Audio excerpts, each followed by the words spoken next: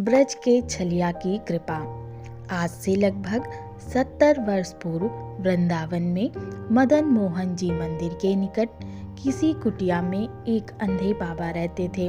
उनका नाम कोई नहीं जानता था। सब लोग उन्हें मदन टेर के अंधे बाबा के नाम से पुकारते थे, क्योंकि वे मदन टेर पर ही अधिक रहते थे। दिन भर राधा कृष्ण की लीलाओं का स्मरण करते हुए आंसू बहाते संध्या समय गोविंद जी के मंदिर में जाकर रो रो कर उनसे कुछ निवेदन करते हुए चले आते।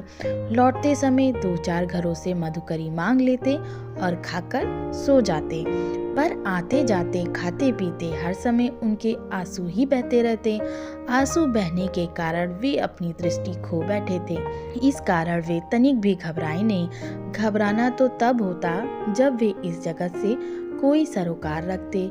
जो नेत्र प्रभु का दर्शन नहीं करा सके, उनका ना रहना ही अच्छा था उनके लिए। दिन रात रोते रोते 40 साल बीत गए। जीवन की संध्या आ पहुंची। अब उनसे रहा न जाता।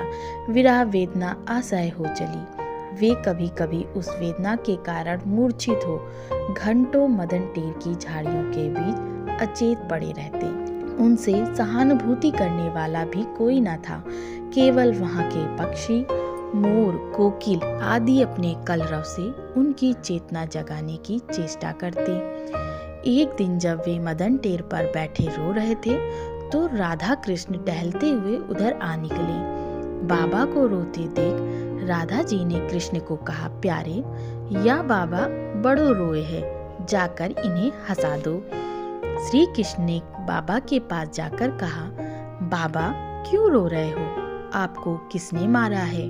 कोई आपसे कुछ छीन के ले गया है? बाबा ने कहा, ना, तू जा यहाँ से। श्री कृष्ण ने कहा, बाबा आपके लिए कुछ ला दूं, रोटी ला दूं और कुछ कहे सो ला दूं, तू पर रो मत। बाबा ने कहा, तू जा ना जाके अपनी गैया चरा, तुझे का मतलब मुझसे। कृष्ण ने राधा जी से जाकर कहा, बाबा तो नहीं मान रहे मुझसे और बहुत रो रहे हैं। राधा जी ने कहा, प्यारे, तुम नहीं हंसा सके उनको, अब मैं हंसाती हूँ उन्हें। राधा जी ने बाबा के पास जाकर कहा, बाबा तुम क्यों रो रहे हो? तेरा कोई मर गया है क्या? बाबा हंस दिए और बोले, लाली, मेरा कोई नहीं है। राधा जी बोली, अच्छा, तो जब तेरा कोई नहीं है तो तू रो क्यों रहा है? बाबा बोले, लाली, मैं इसलिए रो रहा हूँ क्योंकि जो मेरा है वो मुझे भूल गया है। श्री राधा बोली, कौन है तेरा बाबा?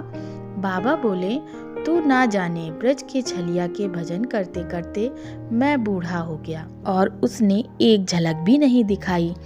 लाली, क्या कहूँ, उसके संग से लाली राधे भी निष्ठुर हो गई हैं। राधा जी चौंक पड़ी और बोली, मैं निष्ठुर? दूसरे ही पल अपने को छिपाते हुए बोली, मेरो नाम भी राधे है। तू बता, तू का चाहे? बाबा बोले, भोरी तो तू है। जिस समय वे अपने कर कमलों से स्पर्श करेंगे, आंख में ज्योति ना आ जाएगी। भोरी लाली से और रहा न गया। उन्होंने अपने कर कमलों से बाबा की एक आंख स्पर्श कर दी। उसी समय कान्हा ने भी बाबा की दूसरी आंख स्पर्श कर दी।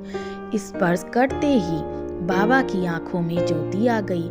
सामने खड़े राधा कृष्ण के दर्शन कर वे आनंद के कारण मूर्छित हो गईं। मूर्छित अवस्था में वे सारी रात वहीं पड़े रहे। प्रातः काल वृंदावन परिक्रमा में निकले कुछ लोगों ने उन्हें पहचान लिया। वे उन्हें उसी अवस्था में मदन मोहन जी के मंदिर ले आए। मंदिर के गोस्वामी समझ गए कि उनके ऊपर मदन मोहन जी की विशेष कृपा प्राप्त हुई है। उन्होंने उन्हें घेर कर सबके साथ कीर्तन किया। कीर्तन की ध्वनि कान में पड़ते ही उन्हें धीरे धीरे चेतना आ गई। तब गोस्वामी जी ने उन्हें एकांत में लेकर गए। उनकी सेवा के बाद जब उन्होंने उनसे मूर्छा का कारण पूछा, तो उन्होंने रो रो कर सारी घटना बता दी। बाबा ने जिस वस्तु की कामना की थी वह उन्हें मिल गई। फिर भी उनका रोना बंद नहीं हुआ। रोना तो पहले से और भी ज्यादा हो गया। राधा कृष्ण से मिलकर बिछुड़ जाने का दुख उनके ना मिलने से भी कहीं ज्यादा तकलीफ वाला था। इस दुख में रोते रोते वे कुछ दिनों के बाद देह त्याग कर सिद्ध देह से उनसे जा मिले। जय श्री राधे।